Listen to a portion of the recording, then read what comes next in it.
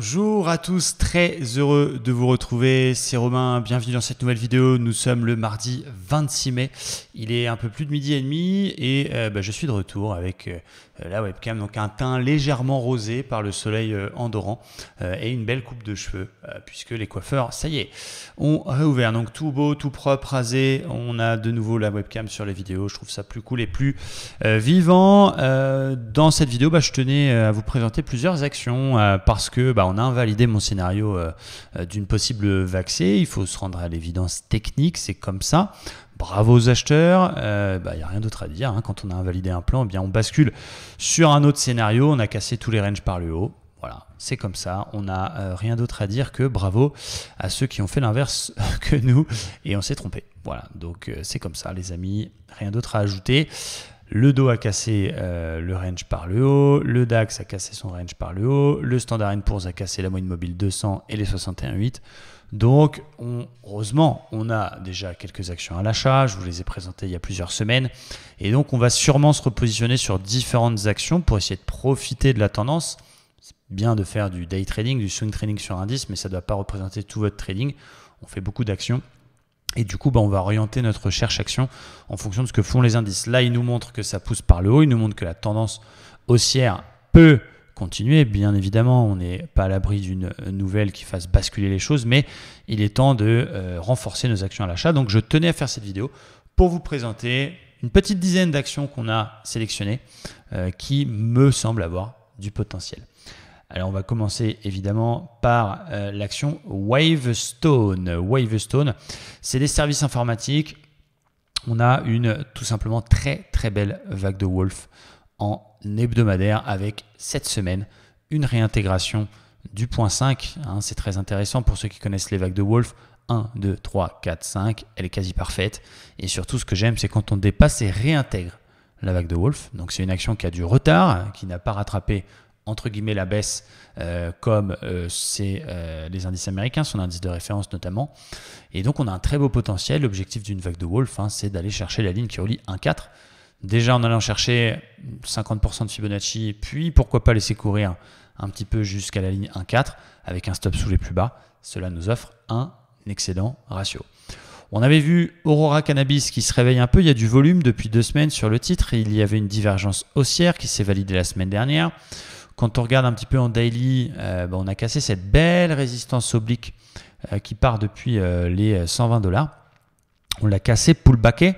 On a hésité à se positionner nous sur le pullback, mais forcément si tu passes un ordre à la clôture, il est exécuté que le lendemain et donc on aurait été exécuté autour des 17, donc pas de regret puisqu'on est à 16.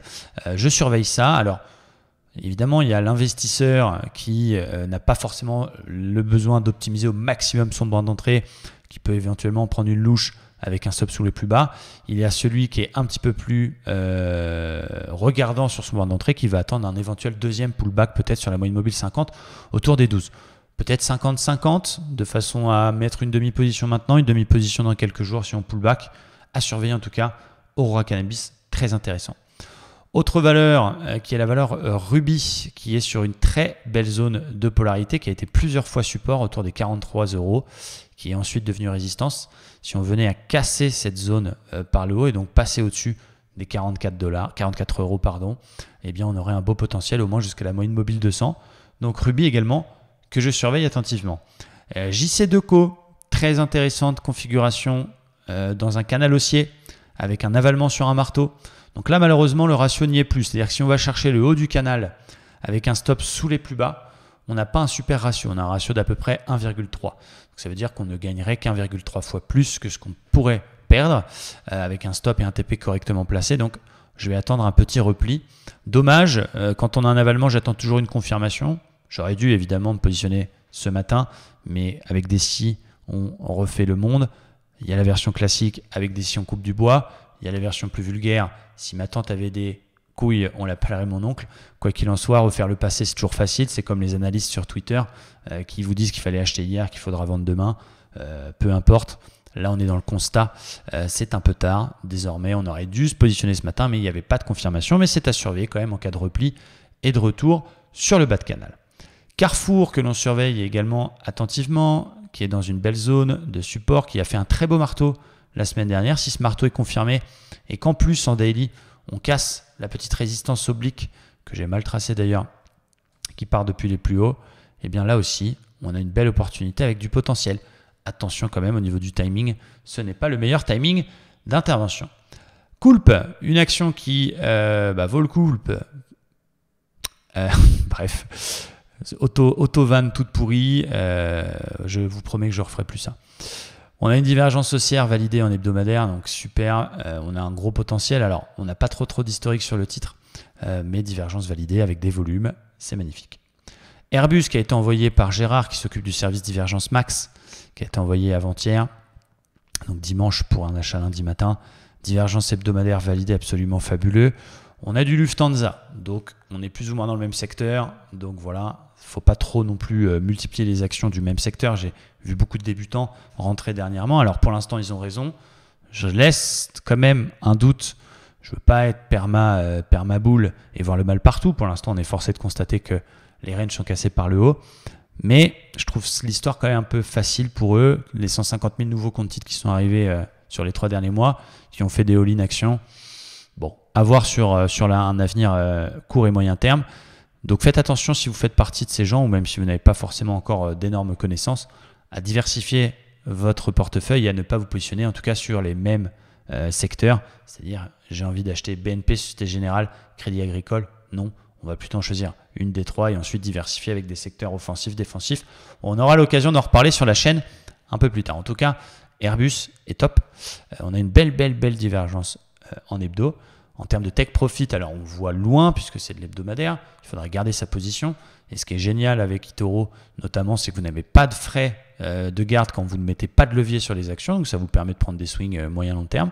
On vise à la zone un peu en dessous des 100 €, avec un stop sous les plus bas, avec un premier take profit qui sera à 38%. On accompagne la hausse d'un actif. On sait bien de donner des objectifs. Ça permet, des objectifs théoriques, de se donner un ratio, etc. Faut que ce soit encore crédible. C'est-à-dire que si on va viser les 140, ça reste peut-être un petit peu ambitieux.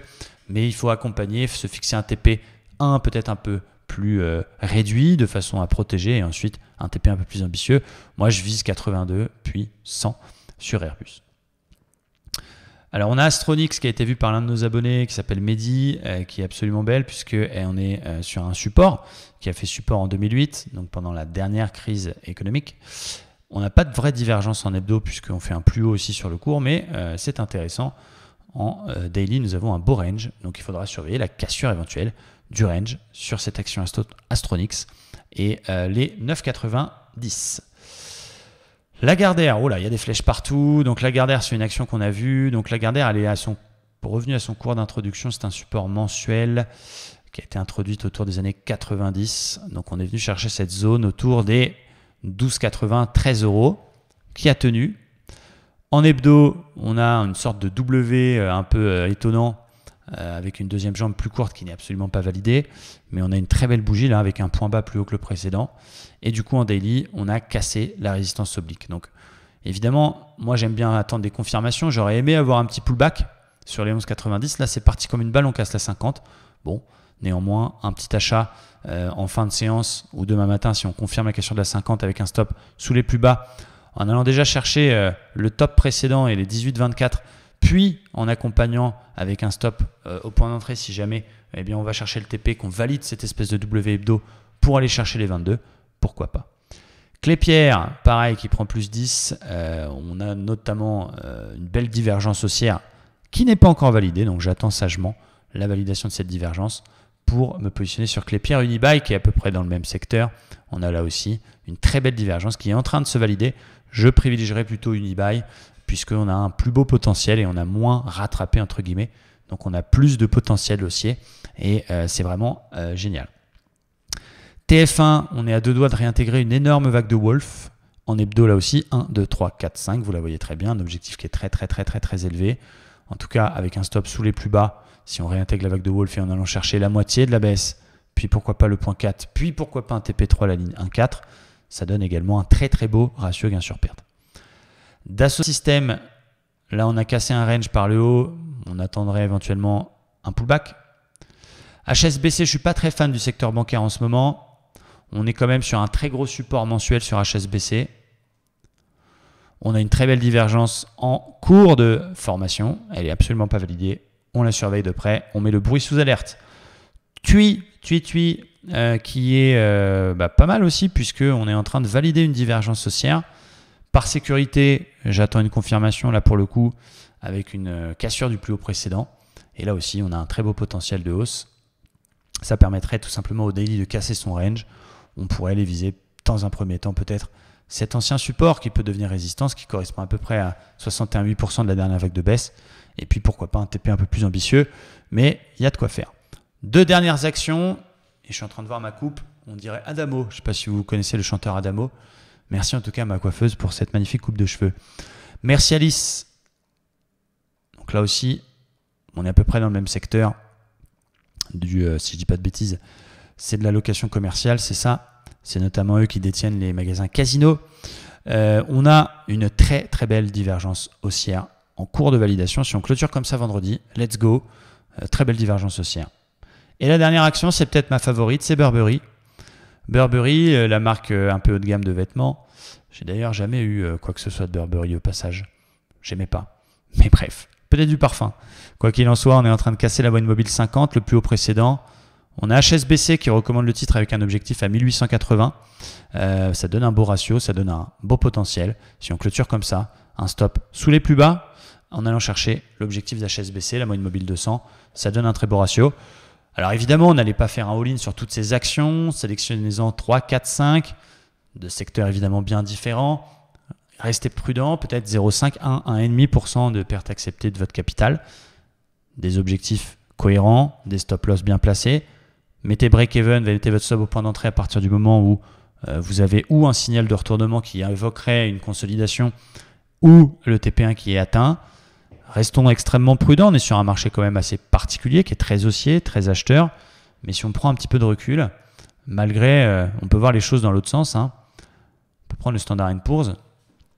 Malgré l'injection énorme des banques centrales, malgré la fin du Covid, entre guillemets, en tout cas la phase de déconfinement, eh bien on est encore en pourcentage tout de même 11% sous les plus hauts d'avant Covid. Donc oui, ça a beaucoup rebondi. Est-ce qu'ils vont aller chercher de nouveaux records? Le Nasdaq peut-être, qui lui n'a plus qu'à 1,5% de son record historique. Voilà, pour l'instant, je ne vais pas vous dire que je vais re-shorter maintenant. Éventuellement, si on aurait un gros signal sur les 61,8 ou si on a une fausse cassure du range. Mais là, on est forcé de constater que ça pète par les hauts. Donc, plutôt que de faire un all-in à l'achat du coup, parce que non, je préfère attendre un petit peu. Peut-être attendre un pullback là sur le dos pour éventuellement prendre un petit achat sur les 24 720. Et en tout cas, basculer en achat sur les actions, renforcer nos lignes d'achat par quelques sélections et quelques titres dans ceux que je vous ai présentés. On va quand même parler d'un ou deux dossiers qui fâchent. C'est justement le dossier Casino.